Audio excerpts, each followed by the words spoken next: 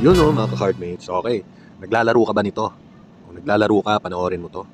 Okay, ito ang technique na dapat mong gawin every time na pipili ka ng card. Okay? So, yan na nga. Kita niyo yan? Medyo tabingi, ha?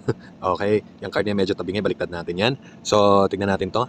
Okay, diretsong diretso. Okay, diretsong diretso pa sa jowa mo. Okay, tignan natin yung kasunod. Okay, diretso din. Mga ka-cardmates. Diba? Magkaibang magkaiba. Okay, tingnan natin yung next. Diretso din. Okay? Okay. Diretso pa sa ex mo yan, ha? Okay. Then, diretso. Okay? So, walang kakaiba dito.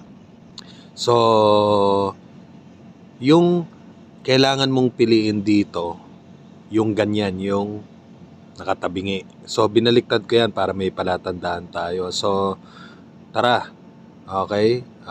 Titignan natin to kung tama ako pag tabingi